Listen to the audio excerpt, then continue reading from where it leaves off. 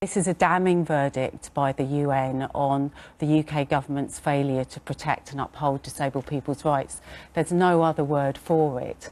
The UN Disability Committee have produced a 17-page document full of concluding observations and recommendations, and the committee could only find 2 examples of positive government action. The rest of it is page after page of serious concerns, and those concerns are wholeheartedly shared by disabled people. The situation where we have the chair of the committee saying that the welfare reform and social care cuts are a human catastrophe for disabled people is shocking. But although it's shocking, it won't come as a surprise to disabled people. Where will we be then in 12 months, Tracy? If the government thinks it hasn't got a problem and the UN can't force it to change, what happens? Well, you remember social care. Back in the November budget, social care was not even mentioned in that budget because the government were trying to pretend that everything is okay. And yet, come May, it nearly, toppled the government. And we believe this is the situation with disabled people. The government have consistently dismissed us, showing disdain for disabled people and the evidence that points to something badly going wrong. And they can't carry on like that. They just...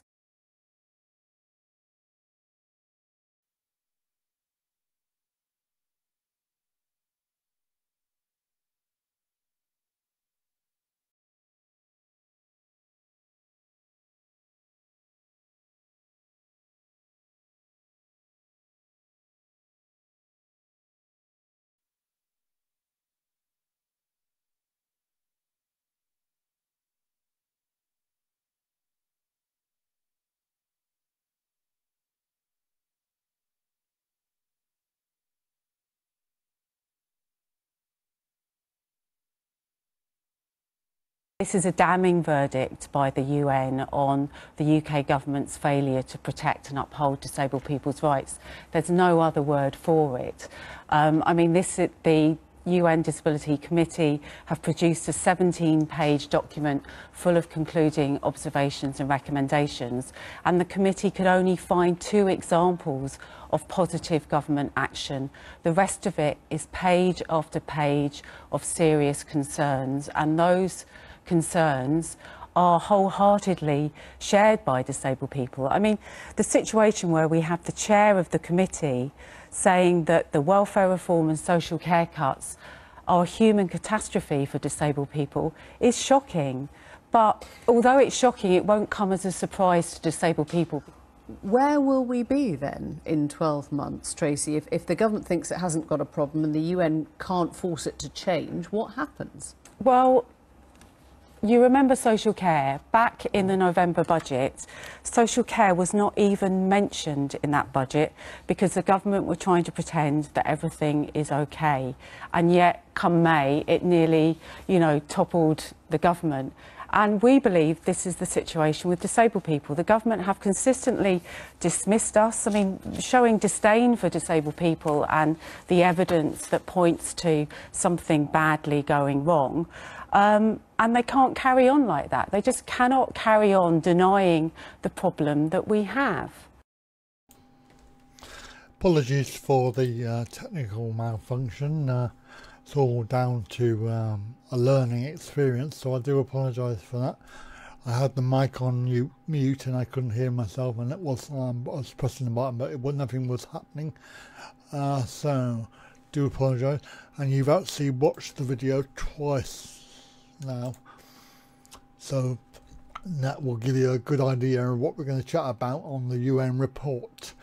So the UN have also been involved with one time before. They've come in and they've done an assessment of how the government is performing in relation to disability, and they've already told them off once, and again they're here giving them a year ultimatum to get things sorted. Unfortunately, I don't think nothing's going to happen.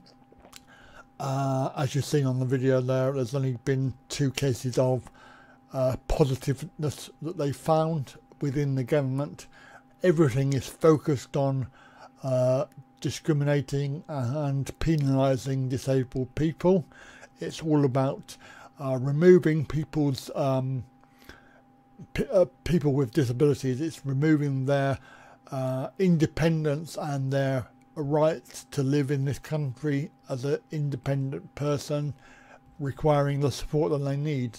It is a well-known fact of life that disabled people need extra help, and some of them are obviously suffering as a result of benefits being removed, and persecution, I think, is the word I would use. And it's really got to stop, because the Tory government have been given this message back in May.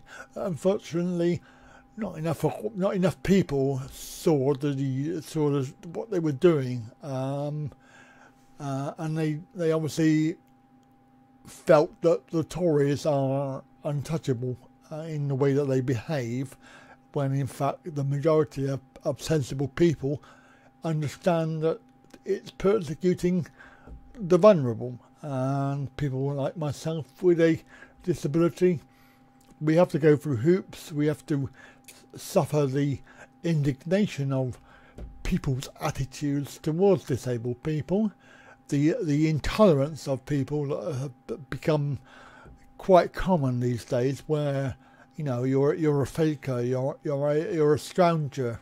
Why are you claiming benefits when you should be able to go out and work? Yes, well, in fact, I do work, so that's that one out the window, really, isn't it?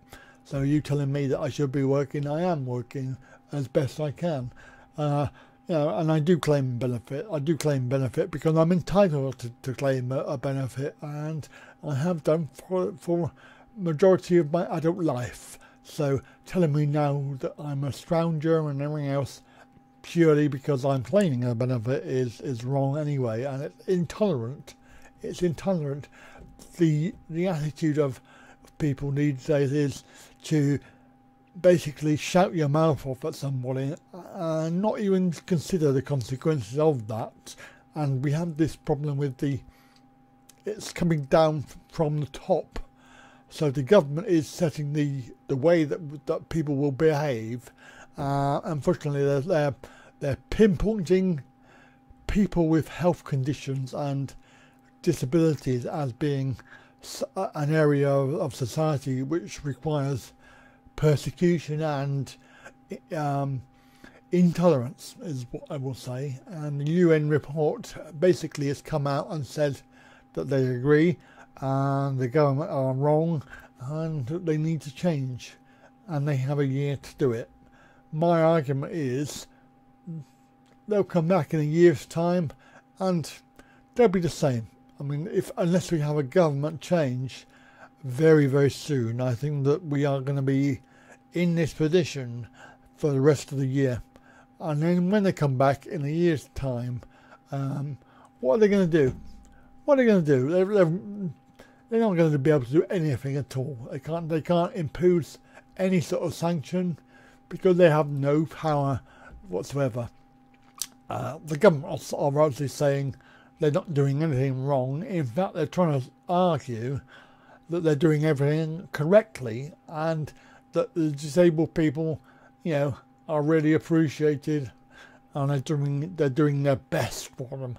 Unfortunately, I don't agree with that. I'm on the sharp end of it, as it were, and I don't really agree with that. There's a whole thing about we've had to go through with the DLA, the PIP transfer over. Well, I would say transfer. It's actually just applying for it again, because they've actually stopped DLA. So basically, DLA is no more, and unfortunately, people who have claimed DLA for most of their life and rely on it to get around and have personal care have been denied the money. Well, how do they replace that money? Well, this is a very good question. And when you look at the other item that we're going to be talking about, is the £40 million worth of wasted money for this Tory government,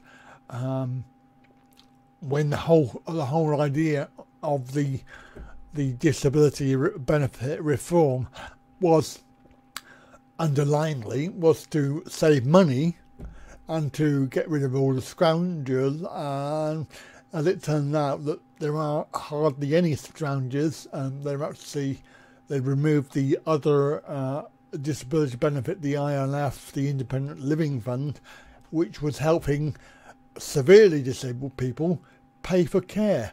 Now, you don't suddenly become able-bodied just because you remove a benefit.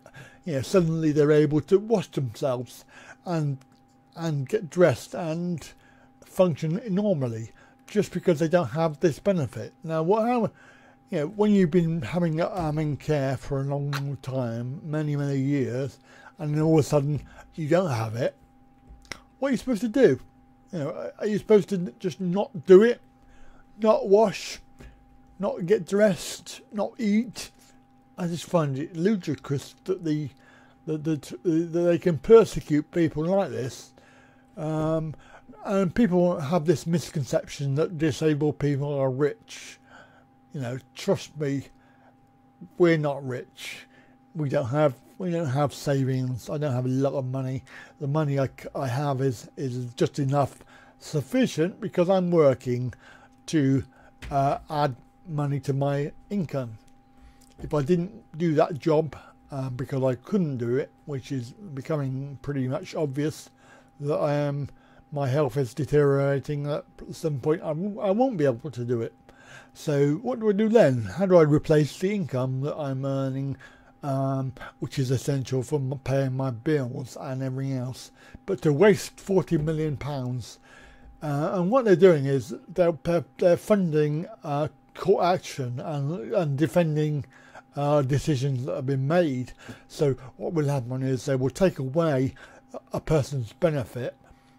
The person will appeal and possibly go to court, and what they're doing is they're spending money on defending the decision, only to have it overturned at the very end in favour of the client. So the whole court action, cost of the court action, is a complete waste of time.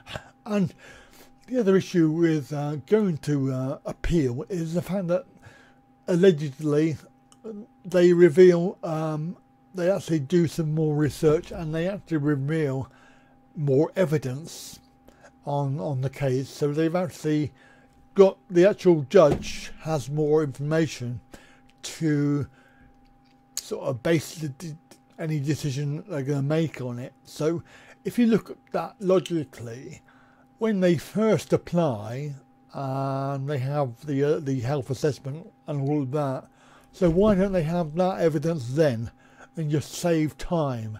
I'll tell you why. It's because they actually want to deny benefits to disabled people. There are actually cases on the news of a blind and severely mentally impaired quadriplegic wheelchair user who has had a care package paid for by benefits, had the benefit removed.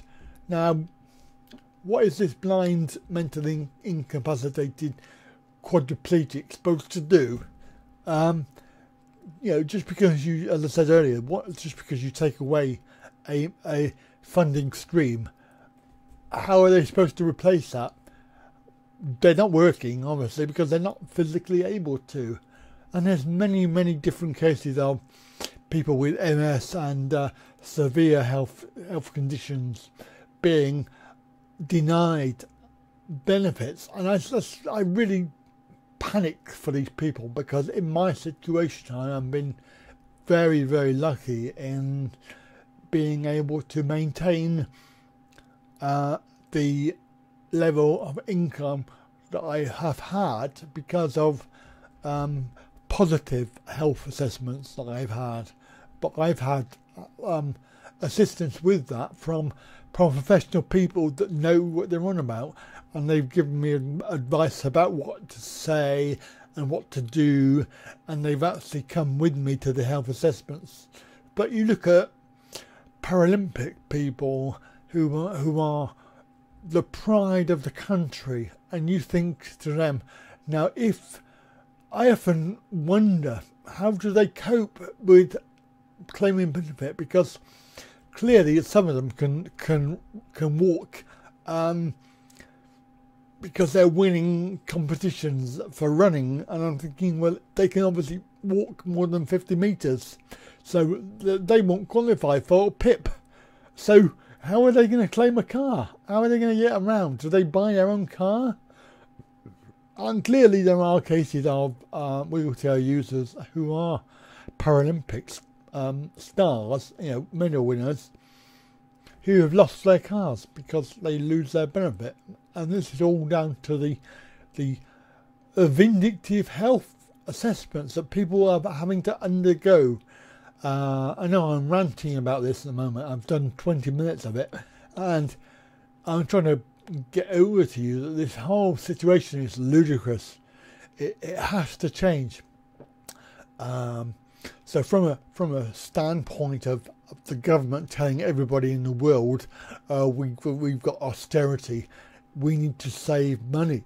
Yet on the other hand, they're reported on the news only this week they wasted £40 million of public money fighting cases that really they shouldn't fight because they've been denied benefit, that they then go to court and win back.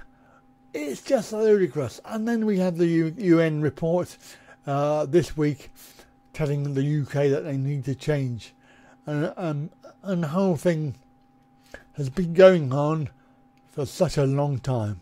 It is absolutely ridiculous, and I really would urge you, if you have any comments, then please leave them on the comments section, because I want to hear your real situations. I want to hear about you. I want to hear how all of this has affected you. So if you're watching this video, which will be uploaded after I've finished live stream, if you're here in live stream, then hello, welcome. Do say hello. It is a new thing here for me. It's a new channel. You can always go on to my travel channel, which you will find in the box down below. You can find that in the description down below. And the whole point about the Talkin Really is to highlight this sort of thing and discuss matters which are important to people such as myself. Now you will be aware that I have CP. It's a lifelong thing. It's never going to change. It will probably get worse, and it has, because I've had a back operation that went wrong, and I'm actually in constant pain. But luckily for me, I have kept my status as benefit claimants. But when you look at the whole PIP thing and the whole DLA, ending of DLA, I started claiming DLA when I was about 15, and the money went towards a car, and I've always had a car. Basically, it's the only way that I can get from A to B, or even to work even. So going to work, for me, it's important to have a vehicle. Yes, people will say, buy a car. We have to. All right, fair enough. But if I can't get to work, I can't earn money. And subsequently now, since my back operation has got worse, I've actually lost about 65 to 75% of my income, because I'm not able to do the same amount of work that I did before. And I think that many people will be in the same boat, and they will be similarly. They develop an illness or a disability, and they find that they can't work anymore. Now, I really want to hear from you, so please put down in the comment section your case, your situation, and please tell me what you think of the UN report on disability, and also the fact that the government have wasted £40 million fighting cases that they really shouldn't fight. So I think we're going to end it there with a positive note that I'm hoping to do this channel live stream every Sunday, so it'll be a Sunday stream as of now. So if you want to come and join me, don't forget you can subscribe to the channel, and I would be very, very much appreciated of that. And if you want to join into the live stream, all you really need to do is just comment on the box down below. Just type it in. Anyway, thank you very much for watching this very first live stream, and I look forward to reading your comments down below. So thank you for watching, and it's been a pleasure. So I look forward to seeing you again, and bye for now.